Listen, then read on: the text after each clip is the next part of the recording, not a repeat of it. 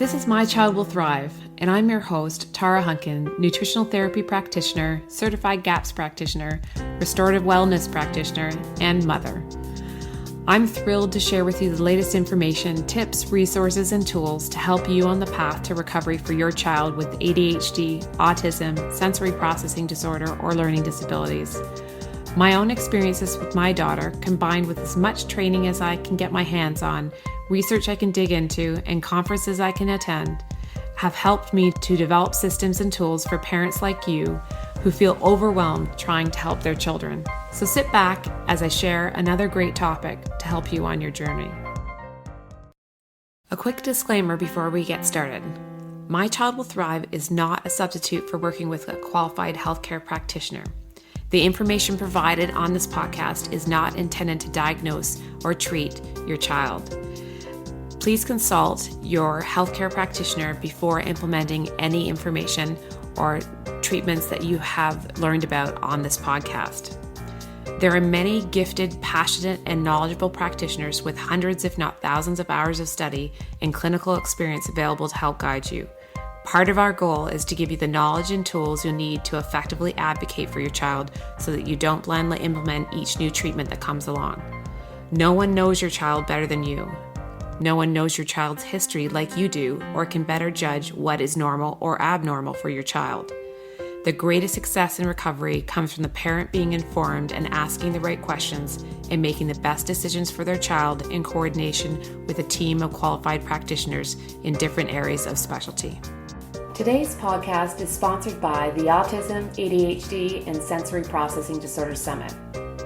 In order to learn more about the summit and to sign up for free, please go to www.mychildwillthrive.com/summit.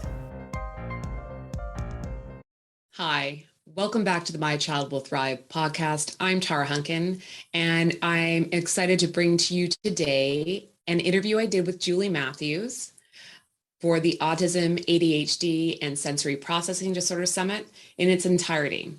I wanted to do this because we discuss a topic that is of great interest to many parents, the specifics around how you may notice that certain foods impact your child's mood and behavior. So we're going to dig into that topic, in particular, talk about phenols and salicylates, what they are, why they have the impact sometimes that they do on our children, and what you can do about it.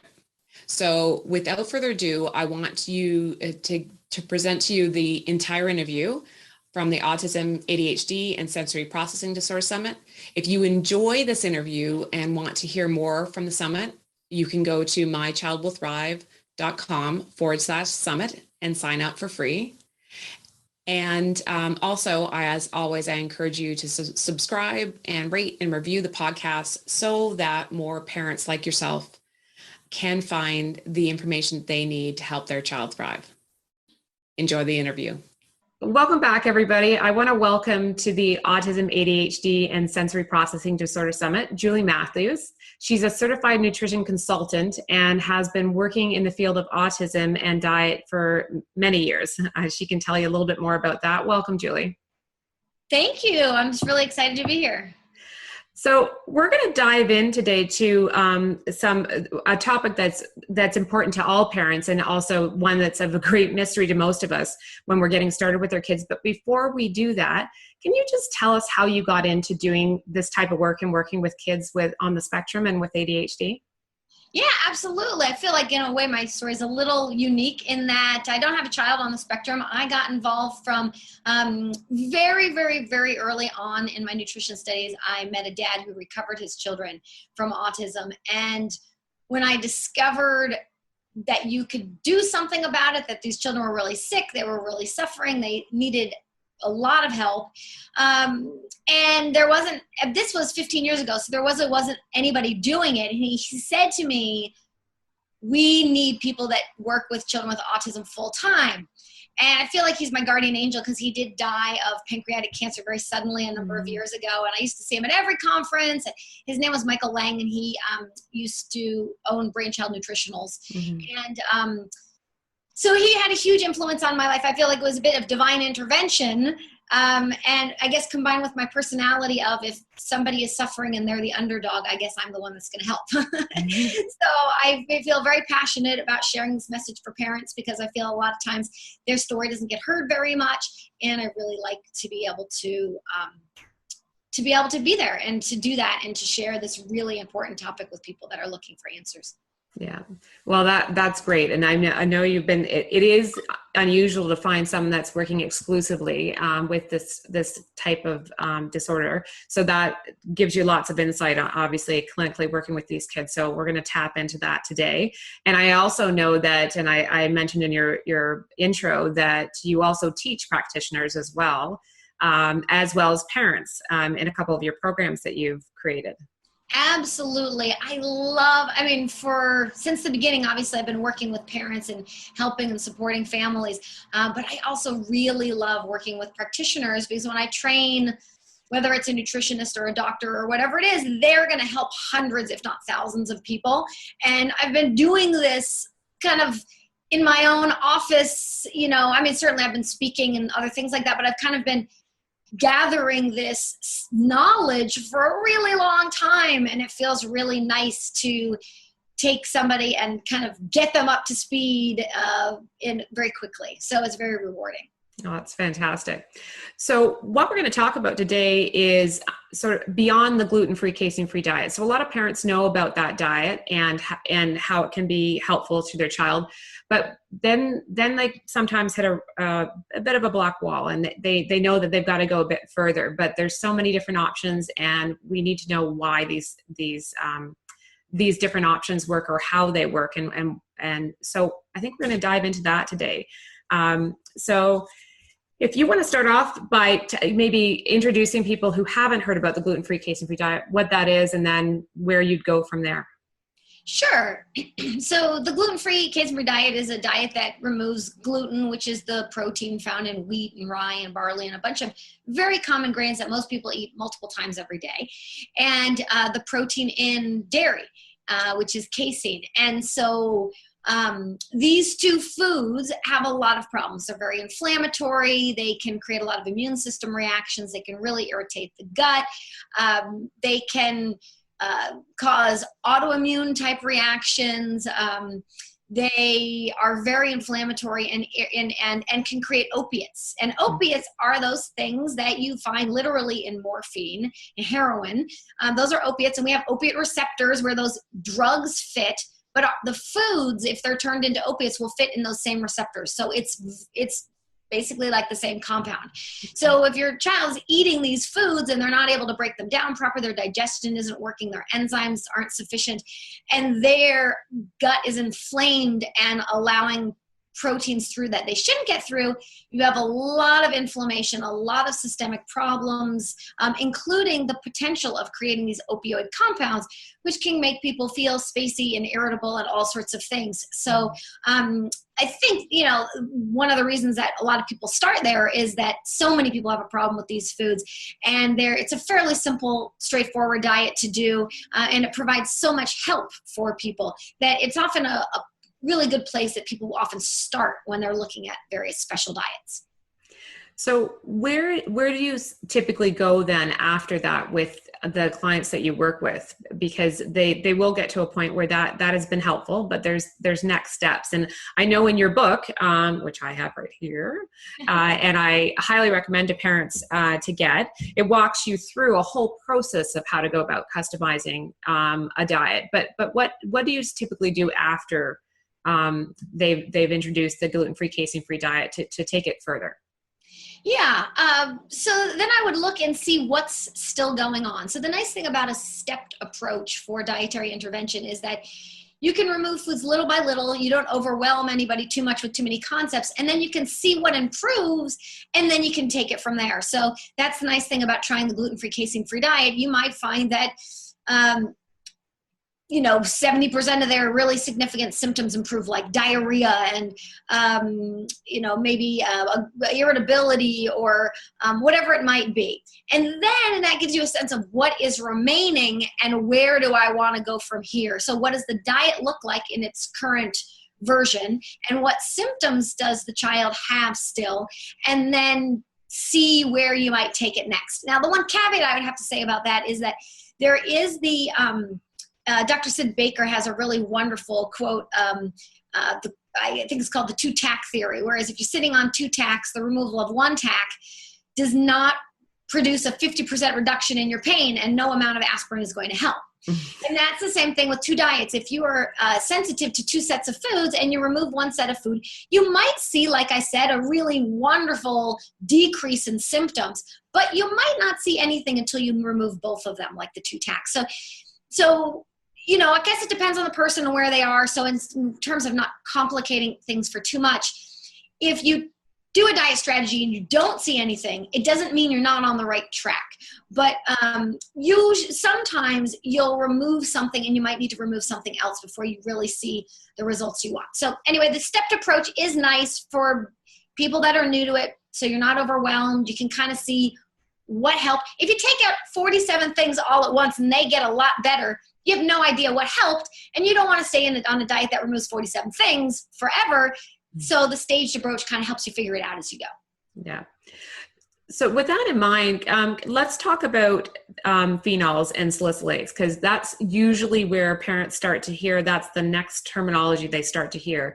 Why are they those particular types of compounds that are in some foods, as well as in chemicals that are in foods that we eat and get exposed to?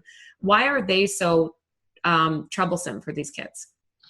That's a really great question. Actually, this was really first discovered, I would say, in the 70s by Dr. Ben Feingold, where I am here in San Francisco. And he discovered that these phenolic compounds can create hyperactivity among a whole host of other problems like irritability, aggression, sleeping problems, all sorts of things. When someone isn't able to biochemically process these substances. And what some of the work of Rosemary Waring and others found was that children with autism have a deficiency in a biochemical pathway called sulfation. And sulfation is one of the things that processes these salicylates and phenols and various compounds.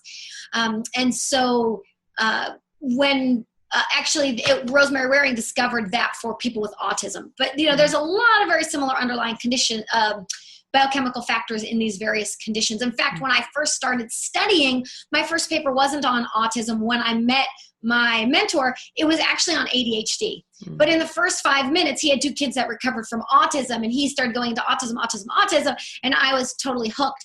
But the point there is that the underlying biochemical imbalances are fairly similar. They're just, you know, different individuals with different severities and, you know, different combination of factors that might cause one person to have one thing and one to have another. So a lot of the principles, if I say autism, it's often principles can be very helpful for a variety of different neurodevelopmental disorders.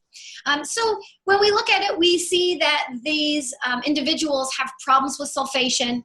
We also know, if we do a little biochemistry lesson, upstream from that biochemical process, you need methylation and transsulfuration to be working. And we know, based on enormous amounts of work with Jill James and others, that methylation and transsulfuration do not work very well also in people with these types of neurodevelopmental disorders. So you have this combination of, you know, maybe it's genetic polymorphisms and just an inability for the biochemistry to handle it. Then you add these foods, and now you get a reaction that other people don't. In fact, they're very healthy foods, things that are found in berries and grapes and apples and spices and all sorts of really wonderful almonds, all sorts of really wonderful foods.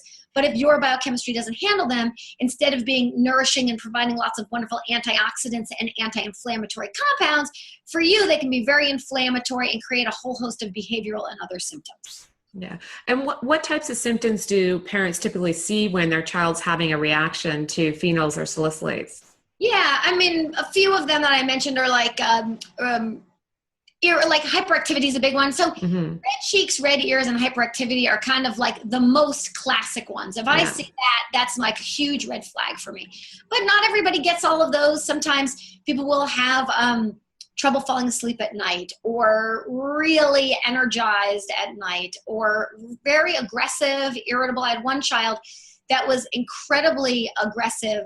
He wasn't even on a GFCF diet anymore. He was on a specific carbohydrate diet, but it had salicylates in it, and he was having aggressive episodes multiple times every single day, and his mom was getting very worried. Well, it turns out that for him, the salicylates were the compounds that made a huge difference. And once she took those out, then the behavior and the aggression completely disappeared. And his mother was very worried about him. You can imagine all of the concerns that come with when he gets bigger and stronger, what would happen if you don't get that aggression under control. So that shows you how powerful sometimes these foods can be, and how empowering the intervention of diet can be to helping parents have tools to help their kids. Now, typical food sensitivities, you can see a delayed reaction. It can be a longer period of time. How does that differ with phenols? And with phenols, it can be either. Usually I see it very quickly. Sometimes it might happen 5 minutes after they ate it. Sometimes it's while they're still sitting and eating the meal. Sometimes it's within an hour or two afterwards. Sometimes it's the same day. It's often more immediate. Although some people tend to be the types that it will build up over some time. So you might not see it right away, and you might need a little bit of time. If they eat it 3 or 4 days in a row, now you see it. But typically the difference is that with sensitivities, sometimes it takes a lot of exposure over time, whereas sometimes with salicylates and phenolic compounds, it can happen very immediately. Yeah. So let's say parents are seeing those types of sensitivities, or it's expressing in their kids. What's the first step for them? Okay. So if they're seeing those behaviors show up, have they identified that it's salicylates and phenols yet? Mm-hmm. Okay. Yeah. What are the first steps? Well, that's a really great question. So there's multiple approaches. Firstly, for me, I would look at taking out the offending foods and taking some of the burden off the biochemistry and giving their body a chance to kind of calm down a bit and maybe build up some of these reserves. We can talk a little bit later about how we can help improve that ability to process these. But to me, the first step would be removing the foods that are causing the problem and then going from there. Now, that's a simple thing and not such a simple thing depending on to the extent for which you want to remove these. So there are a few compounds. So there's phenols, and then there's other sorts of related types of compounds broken down by similar pathways. So salicylates are a natural type of phenol. They occur in lots of the things I just mentioned: apples, grapes, berries, spices, cinnamon, those types of things. But then there's also other phenolic compounds like phenolic amines, and these are typically more in things like proteins that have been processed in some way, fermented, slow cooked, something where it's releasing these types of compounds. And then there's other sort of related but slightly different things. So there's different diets that address them. Mm-hmm. There's the Feingold diet that looks mostly at salicylates. There's the fail-safe diet that looks at salicylates, amines, and glutamates.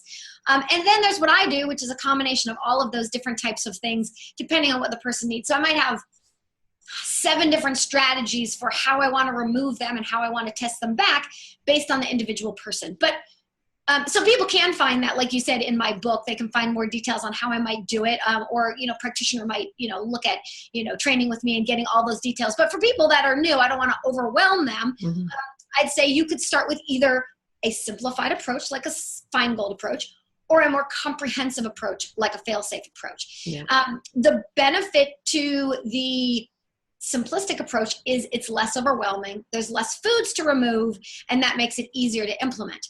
Mm-hmm. The challenge to that is similar to the 2-tack theory, which is that if you don't get all the food compounds out, you might not know if this is the right approach. So some people might not see any benefit because the Feingold diet is a reduced list of foods. The fail-safe diet is a much larger list of salicylates that they remove, plus the amines and the glutamates. So I'd say that those are 2 approaches that parents might want to consider. And it also, for me, when I'm working with a client, it depends on the family and the child. The child is super picky eater, and these are some of their favorite foods, I might just remove a few of those foods and pick the shorter list first, and then proceed from there and see if I need to make it more restrictive or something else later. Other people that have dabbled around and they're not getting results and they're not seeing what they want, and they're kind of real go-getters and they can make it happen because their child's more less picky, more compliant, they might go straight for the bigger list and then test back after that. So 2 different approaches. Yeah. Well, and as you teach, and as we know, doing it the way that works for your particular child and family is the most successful in the end, because if we don't actually apply it, then it doesn't work at all. So when you're talking about obviously the 2 different diets, we'll put some links below to both the Feingold and the Failsafe resources. Do you find that parents come to you and say, but now my child is eating only a few foods because they've gotten down to so little that we've pulled out so much? Yes. Now that doesn't usually happen so much if I'm working with a family, I'm usually guiding them so that as we take out foods, we make sure there are foods to add. So there's things like rutabagas that most people in America really haven't heard of very much. I would encourage putting that in, whereas maybe if a parent was out on their own, they might not realize that. So I don't find that so much when I'm working with a family, but I do see it all the time when people come from outside into my practice and they're eating. I've had people eating 3 things when they came to see me. That is a big problem. The more restrictive sometimes you need to be restrictive. And that's really, to me, the $1 million question. How do you restrict exactly what you need to, but not more than you need to? Because when you restrict more than you need to, you get potential nutrient deficiencies, you get a very limited diet, and the body is being exposed to the same food proteins over and over and over again, making it more likely that they become sensitive to them, which is why I think some people, they remove things and they feel better, then they remove more things, they feel better, and then they get more reactive to the few things in, so they remove more until they have no foods left. So it is a balance to figuring out, what do I really need to remove, but how do I not overly restrict things? Yeah. Well, so that sort of leads us into the question of how do we fix our children's ability to process these foods appropriately so they can add them back in? Exactly. I think that's a really key point, because I find that with a lot of diets, I'm not picking on any one per se, I think just generally, if we have a diet and has these subscribed rules, then we do these rules and people get better. And we think, great, this is their diet. This is the diet that they need. But we never kind of think about, well, why aren't they tolerating these foods? Is there something about the gut? Is there a pathogen that is depleting the nutrients in that pathway, which is what can happen with phenols? Is there some deficiency upstream somewhere in the pathways? What is going on and how can we adjust it? And so for me, it's looking at, how can I improve these pathways? How can I provide nutrients to build up those pathways and the pools of nutrients available? And how can I get rid of anything that is going to be depleting those the nutrients in those pathways, like, for example, the pathogens, and healing up the gut and all those different types of things. And both of those things are important. And sometimes when people focus on the diet, they don't think about, well, how can I get off the diet? But then other times people think, well, I don't need to do the diet at all. I'll just work on the pathways. And I think that there is some balance, again, between the 2 of those. I think what I found most often is that I've needed to do both with most of my clients, or I found that they've done best when they do both. And then figure out when to adjust the plan as you go. Yeah. So what are obviously we've talked about that there are methylation, transsulfuration, and sulfuration pathways that are impaired. So what can we do to support those pathways in particular while we're trying to also then heal the gut? Yeah, well, so sulfation is basically taking sulfate and attaching it to various substances and doing all sorts of things, from detoxification to the integrity of the gut, to the digestive process getting kicked off, to all sorts of important neurological systems and things. So it's very important, and it needs sulfur. And so well, one of the challenges that we find is that sometimes people don't tolerate large amounts of oral supplementation with sulfur. There might be a variety of reasons for that. So I tend to find that Epsom salt baths and other ways of improving sulfate will build up that pool and give them more availability to that. There are people that do well with sulfur foods, particularly, and there are some people that can tolerate the sulfur supplements, but I tend to like the transdermal forms, whether it's a bath or a cream or something, because Epsom salt is magnesium sulfate. So that sulfate provides that portion. And then lots of kids are deficient often in magnesium, so that's also a nice kind of add-on as well. So that's one thing. And then working on all the other parts of the pathways. So what else do they need? They need folate and B12 working well. And if they have certain genetic polymorphisms, they might need more of these or certain forms of them. And then when we go down into transsulfuration, we need B6 and zinc and magnesium, all sorts of other things as well. And so really, I think working on nutrient status and then working on the gut and any sort of what we call dysbiosis or pathogens or things are some of the key things that I have found that helps people reduce that intolerance that they're having, improve their tolerance. Do you find that that there is a gut healing protocol that you prefer over others? There's a lot of diets out there that talk about addressing that. Is there a particular approach that you like to take with your clients? There isn't. And actually, this is why my training arm is called bio-individual nutrition, because what I really discovered in my 15 years of doing this is that there is no one approach that works for everybody. And it really requires figuring out what is going on for them. Is it an assault that they had when they were born, where they got antibiotics during labor and that kicked off the whole cascade? Maybe they got some dysbiosis issue. Is it something that happened something genetic? Do they have some family history of certain intolerances to certain foods? What is it for them? And trying to figure that out. So I find that there is no one diet that is the right diet for the gut. And there is no one supplement or set of supplements that is the key for everybody. And that's what I think makes it a little sometimes more complicated. But much more effective in the end for parents that stick with it, put their, detective hat on and really try to get to the bottom of what might be going on, get some expertise, maybe some testing, work with some people. You don't need to do that necessarily from the very, very beginning. But if you're really, if you were someone that's been doing this for a little while, that might be a really good thing to do, which is to figure out what's going on for your child. How do you address those very specific needs that they have so that they're able to improve and maybe heal the gut?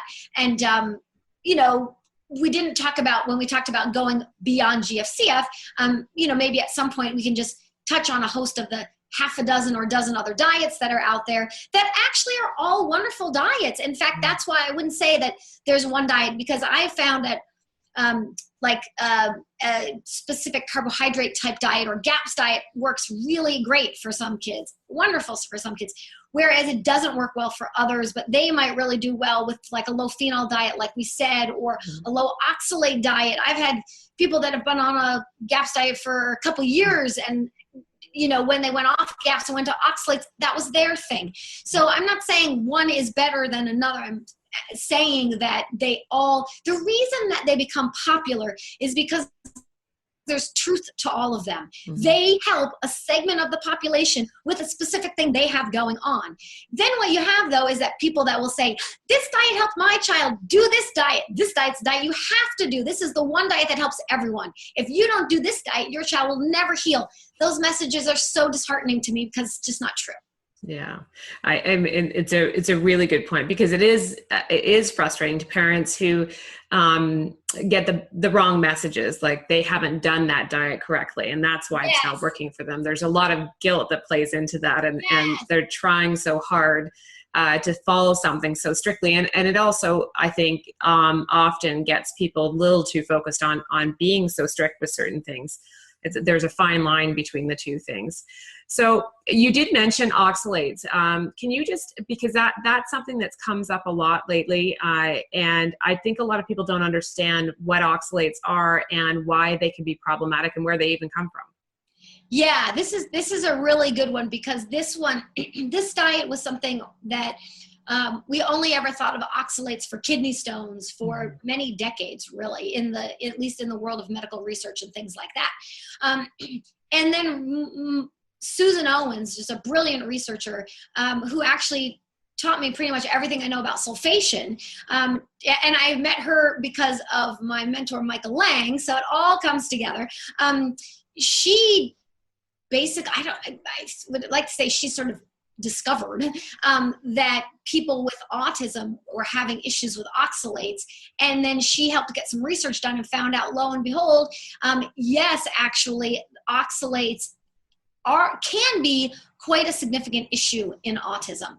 And so oxalates, like we normally think of for kidney stones, they are very painful, they're very inflammatory, but they don't just happen for people that have kidney stones. In fact, in the study they did on people with autism, they excluded anybody from the study that had anything going on with kidney issues. Mm-hmm. So when they found high levels of oxalate, these were people in people that didn't have any current history of anything going on with kidney. So that's really very, I think, fascinating, and really helps us to see there's something going on here, and what is it? So in a quick nutshell, oxalates can do, well, two things. Oxalates can come from the diet, or oxalates can get generated inside the cell.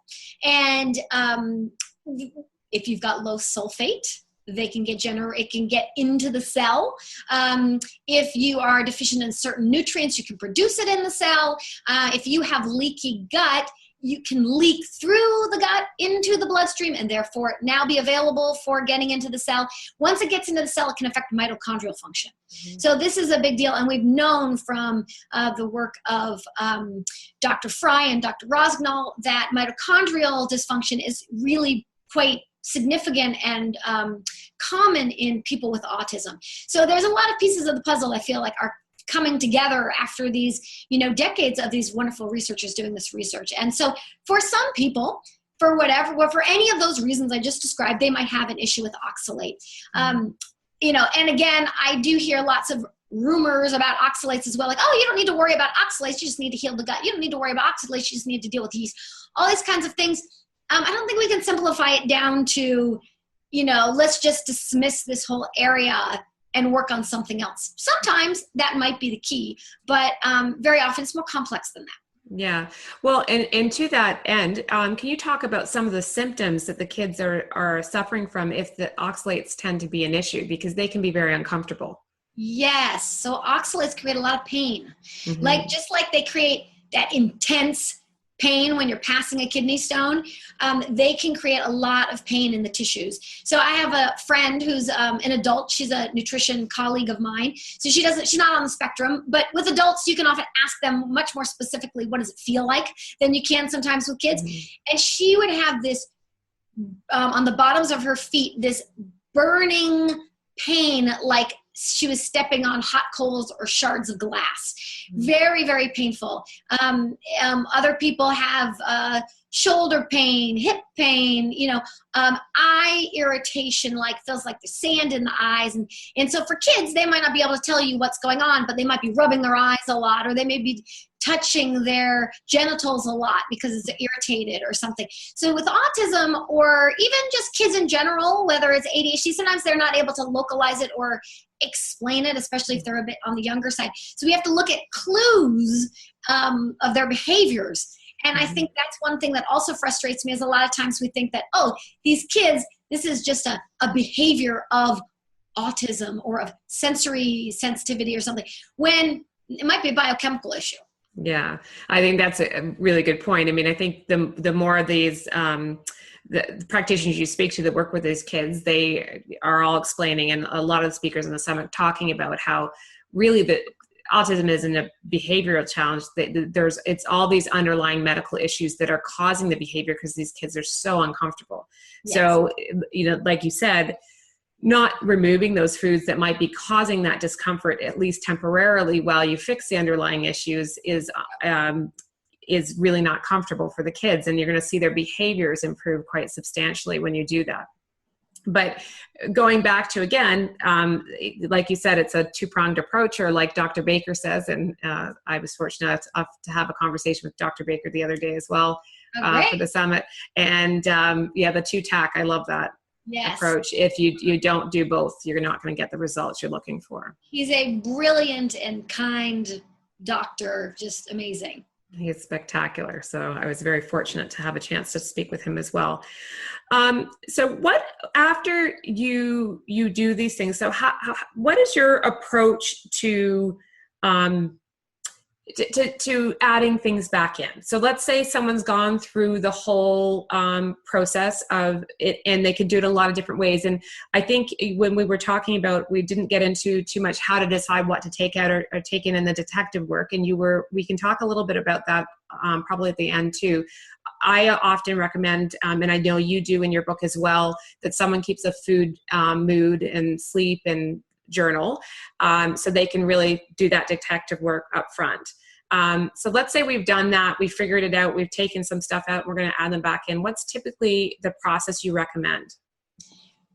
This is another one of those things that if you follow a diet, one of the ones I mentioned, they will have their own set of reintroduction instructions. But it's so funny you bring this up, because just yesterday I was working with somebody. We're going to actually put a whole webinar together on this, because it's so important to reintroduce them, and then how to reintroduce them. There's different ways. Again, I think there are different ways than just, the standard kind of way. Often, well, I guess there's two general approaches I think of. Mm-hmm. There's add a whole ton of everything back and see if you get a major reaction. See if you see something. The challenge is you might get a major reaction, and I don't want the kids I work with having a major meltdown. I mean, that's not fun for anybody. But if you have somebody, it's an effective approach. You can see if you get better when you take them out. If you add them all back in, does it come back? But I think there's a subtler, easier approach, which is to add them back in a little bit more of a reasonable portion size amounts that might be a little bit easier to deal with. So, some people add like I said, like 6 of the big ones back all at the same time. Some people add 1 at a time back. They might go, we're going to a 4th of July party, and they might know my daughter's really going to want strawberries and raspberries and blueberries. So let me just see, does she tolerate them at all? Can I give her a couple? Does she tolerate none? And so, I might do more of what I call like a functional approach. Like, I want this child to be able to function at this party and eat these foods and have a fun time. Mm-hmm. What is her particular threshold? And so that just requires some trial and error, Mm-hmm. So to me, it's starting with small amounts and then seeing how much you can add, which foods are tolerated, because some foods just won't be tolerated, period. And some you can tolerate a certain amount. And figuring out those things is important. And it's a little tricky because, like we were saying earlier, sometimes it's a buildup. So they might handle 4 strawberries, but if they have 4 strawberries 4 days in a row, now they've got a reaction. So it takes a little bit of time to figure out, where that is. And I think a lot of times people are often looking for, like, I do want to be able to go to that party. So maybe I don't need to have 4 strawberries every day, but I would like to have some on that one day. So, you can figure it out. It's not that hard. There's various approaches, lots of different strategies on doing that. Yeah. So aside from the taking the foods out, gut testing, what would you recommend typically? So if you're looking at the state of what's going on in the gastrointestinal system, of course, there's diagnostic things that you can do, right? And most tests that a doctor is going to run is going to be looking for a diagnosable condition. And that's great if they find something that can be helpful. You can also go to a gastroenterologist, and, some people do that. So there's definitely a place for all of that. But usually when I'm thinking about, okay, well, how do I figure out, how does the average parent kind of get a glimpse into their gut without doing all of those things? Or what if there isn't something like a, sort of understandable diagnosis going on? How do you kind of figure out the state of what's going on in the gut? And so there are what they call functional laboratory tests that a lot of doctors do, like a lot of the doctors on your summit do, that are going to be looking more at kind of like, not just is there a pathogen causing a specific thing, but how much good bacteria is in the body? How are these different markers of health? What do they look like? Are we seeing inflammation? Are we seeing reactions to certain things? Are we seeing maybe yeast or something else that might not show up on a traditional test? So that's one thing a stool test can often provide, is a nice broad picture of what might be going on. Also, an organic acid test can look at some things that also sometimes are more difficult to detect. Some pathogens don't colonize very well when exposed to the air. So there's various other metabolites people might look for, or different things. So those are, some ways that parents might be working with their practitioner to get a sense of how their child's gastrointestinal system is doing, and whether it might be something else underlying all of this that they might also want to be working on. Yeah. And I think that's really helpful to know, because there are a lot of testing options out there, and it gets confusing really, really, really quickly for parents. Yes. So we've talked about, obviously, how to look for different signs and symptoms of these particular types of foods affecting your child. There are a lot of other diets out there, not just the low phenol and the fail-safe or the low oxalate. Can you just touch quickly on what the other options are that parents will typically hear of above and beyond the gluten-free, casein-free, and where and how you typically look at those? Yeah, sure. So there's a variety of different grain-free diets out there today, grain-free and starch-free diets, things like the specific carbohydrate, the GAPS diet, the Gut and Psychology Syndrome book by Dr. Natasha Campbell McBride. There's the paleo diet. There's low FODMAPs diets, I guess different versions of the low FODMAPs. A lot of those are going to address the different types of carbohydrates that are going through the system, and different ones can be a problem for different people. Mm-hmm. So interestingly, the SD and GAPS don't really remove all the FODMAPs. The FODMAPs don't remove all of the grains and things. So sometimes a combination of more than one diet can be helpful, or sometimes, like we said earlier, just really pinpointing that specific right diet can be the way to go if it is just a particular diet. So those can be helpful. What else is there? I mean, there's low histamine diets, which are, again, various versions of what we kind of talked about with the phenols and the amines. Histamine is a type of amine. So that's something. There's all sorts of different ones. I'm trying to think. There's even more than that. There's ketogenic diets and low carb diets and autoimmune paleo diets and, diets that remove lectins and, purines. And I mean, the list goes on and on. But and I talk about maybe a dozen different diets in my book. And I probably work with maybe about 15 different diets to some level. But I would say that they're grouped into some major categories, which are, the gluten-free and dairy-free diet, grain-free and starch-free diets, and then what I call some of these food chemical types of things. So food compounds and chemicals like phenols or oxalates or glutamates or, those types of things. And it's not as complicated as it really sounds. I mean, if I were going to look at it, you can't forget the body ecology diet, of course. It's a wonderful diet.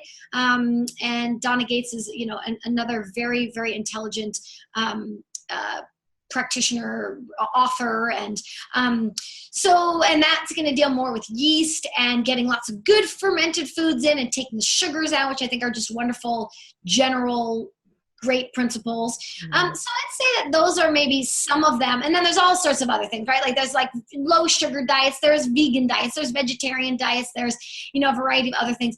not as much of a fan myself as some of the, particularly like the vegan diets, just because most kids, well, all kids absolutely must have B12 for their neurodevelopment, or they can have permanent damage. So it's very important. So someone really needs to know how to do that diet well. Also, protein is very essential for growth and repair. And especially when you're a child, and especially when you're repairing, you might need more than somebody else. So it's not that, I don't think any one diet is, absolutely totally horrible. I mean, there's a diet that works well for everybody out there. But I would say that there's some I steer more towards and some I tend to stay away from more. So anyway, that's a broad brush of all the different diets. But I would say if I'm going to work with a child ADHD or autism or, sensory processing or some sort of challenge, I'm going to probably look at gluten-free, casein-free first, because pretty much all the other diets remove gluten anyway. So you might as well start there. Some of the other diets like SCD and GAPS and some of the low FODMAPs, they don't necessarily remove all dairy, just certain forms. So I like to kind of remove all the dairy to get started, and then you can kind of figure out from there how to approach it. I guess I would say that those are some of the majors. I don't know if I missed anything that we want to talk about further. No, I think you covered them off. But what I will say is that, as I know, because you've been doing this for so long, that it doesn't seem complicated to you, but I know it seems very complicated to parents. So with that in mind, how do you find a good practitioner to work with? What sort of questions should parents be asking when they go and speak to a nutritionist for the first time? Great question. Okay, so let me go back to really briefly the fact that can be complex and complicated. So yes, it does. It's overwhelming at first, and I try to tell people that there is a steep learning curve. So at the beginning, there's a million things to learn, and it can seem overwhelming. But very quickly, you get a handle of all of those basics, and it's no more difficult to feed your child that diet than another diet. And once you get the hang of it, you can start to figure out which foods and kind of work your way in. So you don't have to be a master at everything to start with step one. And in fact, I would call step one none of these things. I would call step one getting out the artificial additives, the junk, the pesticides, the GMOs, make a clean diet, something anybody can do without really changing their child's diet much at all. And that, I think, is very, very important. So if parents are new and they are overwhelmed, small baby step-by-step changes, starting with taking out the junk, taking out the artificial stuff, adding in the good stuff, maybe little by little or as you can, take out the sugar. This is not like the first one to the finish line wins. This is a slow step-by-step process over time. So let's start with that. And then how does someone find someone to get help from? Firstly, I think it's nice to be a little educated, because then you know what questions you're asking your practitioner. So if you have a sense of wow, I read the book and I'm thinking that, I'm looking at the symptoms and I'm looking at the food list, I think my child might have a problem, but I don't really know. I'm narrowing it down to three diets, and I don't know how to go to the next step. That's where you might interview your practitioner and say, I'm thinking about the GAPS diet, the oxalates and phenols, and not totally sure which ones are my issues. Do you work with these? That alone, you will find a wealth of information, because there's not that many people out there that work with those diets. There are lots of people that understand those terms if you throw them out, which is great. And I would take it a step further to, do you work with these? Have you worked with these? Have you had success with these? What do you think about these diets? Because sometimes they'll just come around and tell you, oh, there's nothing to that, and they might tell you okay, well, if I'm wondering if there's something to that and someone says there's nothing to that, maybe that's not my person. So you can get a lot, I think, just by asking a few questions. And if you are a little bit knowledgeable, it'll really help you kind of figure out what you're looking for. If you're not knowledgeable, I think that even just in this conversation just now, they'll be knowledgeable enough to ask some good questions. Yeah. So hopefully, I find a lot of the, good practitioners out there will be happy to either talk to you first or answer a question for you at least. So you're not just blindly going into this appointment. You might also find out some data from their intake form. If they don't ask many questions about diet and, or if they're a nutrition professional and they're asking mostly like height and weight and calories and, some of the basics, you might want to dig further and find out what their sometimes just their beliefs about diet and nutrition will tell you a lot about what diets they work with and what they'll do for, what they can help you with. So I would say that. And then that's for looking for a nutrition professional. And there are lots of different types of nutrition professionals, and all of them can be helpful in different ways. So there's registered dietitians, and there's nutrition consultants, and there's health coaches, and, they all have their ways of practicing, and, getting some referrals from friends might be a really good way to go.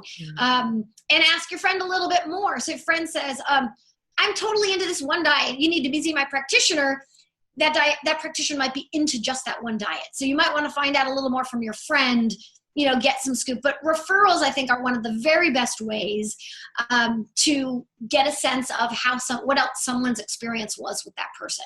Because then you also get a sense of their, bedside manner, for lack of a better term, or, their personality and how you jive with them and stuff like that. Yeah, it's interesting. I've been speaking to practitioners, obviously, over the course of the summit. That the last point you made there is one that most of them make, which is that the relationship between you and whatever practitioner it is so important, because you want someone who's really going to listen to you and that you get along with, so you can figure this out together. Exactly, and you can be honest with them, and you can feel free to share some of these important details. You don't want to be afraid to tell them that you haven't quite done everything 100% because you don't want them yelling at you. I don't want that kind of a practitioner myself, right? So you want to kind of, know all of that. And also there's one more thing I was going to say about, choosing a doctor. So your doctor may not be the one that holds your hand through the exact diet you choose and the exact implementation of the diet, but in the same spirit, hopefully your doctor will be supportive of diet, generally speaking, so that you can go to them at minimum and say, I'm doing this diet, and they can be supportive, or hopefully speak semi-intelligently about that. Or maybe they'll say, oh, you're doing that diet, that's helpful. That might indicate something about certain biochemistry things. Let's try this test, or let's try this supplement. They may not have to be the expert in every single food that's in that category or all that stuff, but some way of bridging the gap is very helpful. Yeah, that is a really good point, because I think most parents that are at this point know that a lot of physicians, and they don't get a lot of nutrition training, and especially in specialized diets. So finding one that understands why you're doing something and can be supportive and a bit of a cheerleader too, because I know most of the practitioners and the physicians that I speak to, at least on the summit, are huge supporters of diet being one of the first interventions, if not the first intervention. So yes, and that will tell you probably a lot about that doctor and whether you think they might be a fit for you. Exactly. So moving forward, since we've had this conversation, where can people find you and more about what you do and more of the information that you share? Other than, obviously, we will make sure we link your book below the talk, so that because this is written for parents as well as practitioners, so it's definitely a must read. Where else can they find you? If you want to know everything autism, that's on my website, nourishinghope.com. Yeah.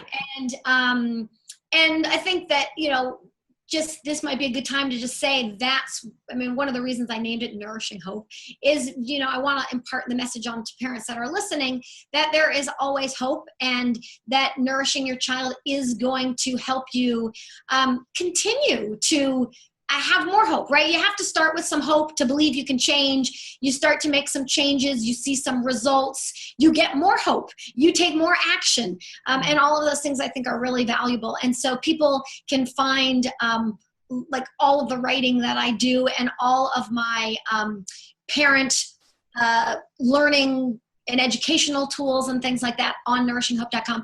And then for practitioners, I teach a special practitioner training for professionals, and that is at bioindividualnutrition.com. And that's for any doctors, nutritionists, anybody that wants to learn how to use all of these different special diets and nutrient support based on the very specific biochemical needs of the individual person. And we have a few, actually not even a few, actually quite a few parents that decided, the kind of go-getter parents.